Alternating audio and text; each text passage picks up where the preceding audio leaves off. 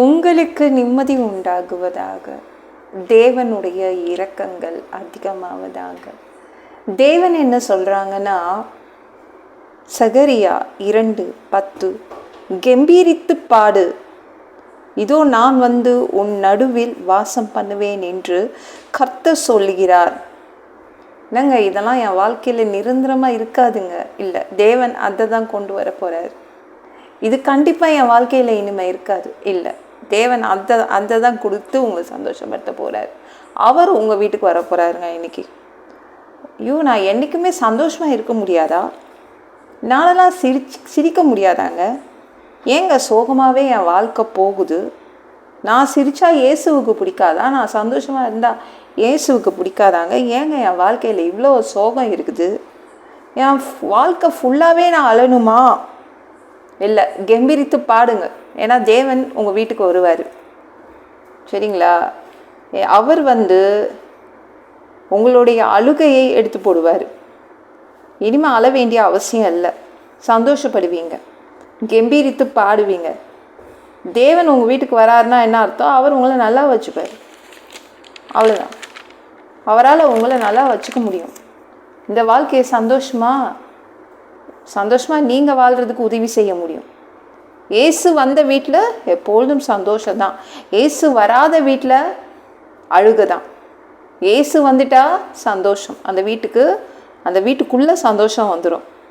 அதனால தான் ஏசு உங்கள் வீட்டுக்குள்ளே வரேன்றாரு. எல்லாம் சரி பண்ணிடுவார். அழ வேண்டிய அவசியம் இல்லை. மார்த்தாள் மரியாள் வீட்டில் 4 நாளாக ஒரே அழுகை. 4 நாளுங்க தொடர்ந்து மார்த்தாளும் மரியாளும் அப்படி ஒரு அழுதுட்ருக்காங்க. ஐயோ, எங்கள் அண்ணனை இழந்துட்டோமே அப்படின்னு.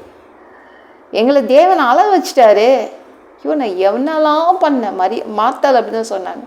ஐயோ, இயேசுவை வச்சு நான் மீட்டிங்லாம் நடத்தினேனே, இந்த பெத்தானியா கிராமம் திருந்தணுன்னுக்காக. இந்த பெத்தானியா கிராமத்துக்காகவே மீட்டிங் வச்சனே, இயேசுவை வச்சு எங்கள் வீட்டுக்குள்ளே வச்சு.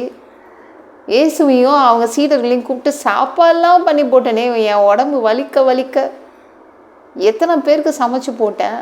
எத்தனையோ கடினமான உழைப்பெல்லாம் உழைச்சி கொட்டிட்டேனே.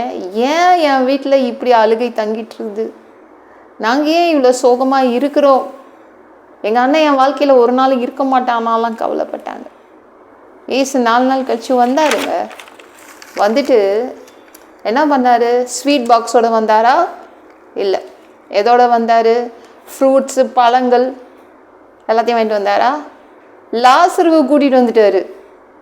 கல்லறையில் இருந்த 4 நாள் ஆகி அழுகி போன அந்த உடம்பு, அந்த லாசரு உடம்ப உயிரோடு எழுப்பி லாசருவை கையோட வீட்டுக்கு கொண்டு வந்து விட்டுட்டார். இதை விட வேற என்ன வேணும் அந்த வீட்டுக்கு? எவ்வளோ சந்தோஷமாக இருந்திருக்கும்ல. லாசருவை பார்த்து அவ்வளோ சந்தோஷப்பட்டாங்க. அப்படியே கம்பீரம் உண்டாகிச்சு, ஒரு சந்தோஷம் உண்டாகிச்சு. இதெல்லாம் என் வாழ்க்கையில் என்றைக்கும் இருக்காது. எத்தனை பேர் அப்படி நினைக்கிறீங்க? இதெல்லாம் இருக்காதுங்க என் வாழ்க்கையில் இனிமேல். இல்லை, அதெல்லாம் கொண்டு வந்துடுவார். இனிமேல் நீங்கள் சந்தோஷமாக இருங்க, கம்பீரித்து பாடுங்கள். ஏசு வந்துட்டார். ஏசு வந்த வீட்டில் சந்தோஷந்தான். இந்த வீடியோ பிடிச்சிருந்துச்சுன்னா மற்றவங்களுக்கும் ஷேர் பண்ண மறக்காதீங்க. கர்த்தர் தாமே உங்களை ஆசீர்வதிப்பாராக. ஜெபம் பண்ணலாமா? அன்பு பிதாவே, உங்கள் பிள்ளைங்க உங்கள் பாதத்தில் வந்திருக்காங்கப்பா. சாமி, இரக்கம் செய்யுங்க. உங்கள் பிள்ளைங்க எத்தனை நாள் தான் சோகத்தில் இருப்பாங்க? எத்தனை நாள் தான் இந்த துக்கம்? எத்தனை நாள் தான் இந்த கவலைப்பா? உங்கள் பசங்க கொஞ்சம் சந்தோஷமாக இருக்கட்டுமேப்பா, சிரிக்கட்டுமே. தயவுசெய்து அவங்க வீட்டுக்குள்ளே போங்க. சந்தோஷமாக உங்கள் பிள்ளைங்களுடைய வாழ்க்கையை மாற்றுங்க. இதெல்லாம் இனிமேல் என் வாழ்க்கையில் இருக்காதுன்னு நினைக்கிற அதெல்லாம் நீங்கள் உங்கள் பிள்ளைங்களுக்காக கொண்டு வந்துடுவீங்க. நன்றி அப்பா. எல்லாம் பொல்லாத பிசாசுகள், ஏவல்கள், மந்திரங்கள், தற்கொலை ஆவிகள், பயத்தின் ஆவிகள், பலவீனப்படுத்துகின்ற ஆவிகள் எல்லாம் இயேசு என்ற பெயரினை கொண்டு துரத்துகிறேன். ஓடிப்போ.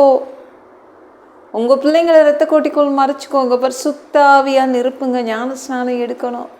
ரட்சிப்பீராக.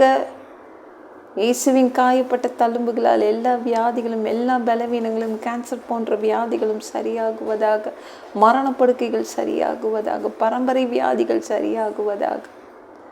இப்போ மனிதனாக பிறந்தா ஜீவ புஸ்தகத்தில் பேர் இருக்கணும். அப்படி இல்லைன்னா அந்த மனுஷனை பிடிச்சி நரகத்தில் தள்ளிடுவீங்க.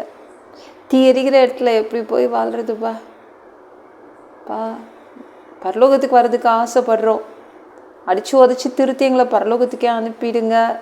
கழுவப்படாத பாவங்கள் எங்ககிட்ட இருந்துச்சுன்னா உங்கள் திரு ரத்தத்தை கொண்டு கழுவி பரலோகத்துக்கே அனுப்பிடுங்க. எந்த ஒரு இமை பொழுது நீங்கள் வருவீங்கன்னு இயேசுவை வணங்கி வணங்கி காத்துட்ருக்கோம். பரிசுத்தமாக வாழ்ந்து வாழ்ந்து காத்துட்ருக்கோம். அந்த ஒரு இமை பொழுதில் உங்களுக்கு ஒப்பான உடம்பு எங்களுக்கு கொடுக்கப்படும். அதை பெற்றுக்கொண்டு மதிய வானத்தில் உங்களை சந்திக்க வருவோம். அந்த தருணத்தை இழந்துடக்கூடாதுப்பா. சாமி உமக்கு நன்றி அப்பா. ஒரு மனிதனால் பரிசுத்தமாக வாழ்கிறது கூடாத விஷயம். அதற்கு உங்கள் உதவி கேட்டு தான் வந்து நிற்கிறோம்ப்பா. 7 வருட அந்த கிறிஸ்து ஆட்சியிலெல்லாம் விட்டுட்டு போயிடாதீங்க. பிசாசு நடத்தும் ஆட்சியிலெல்லாம் விட்டுட்டு போயிடாதீங்க. 1000 வருடம் இந்த பூமியை ஆட்சி செய்வதற்காக வருவீங்க. அந்த பொற்காலத்தை பார்க்க ஆசைப்படுறோம். எல்லாவற்றையும் ஒப்பு கொடுக்குறேன். ஏசு முழு ஜெபம் கேளும் பிதாவே, ஆமென். நாளைக்கு பார்க்கலாம்.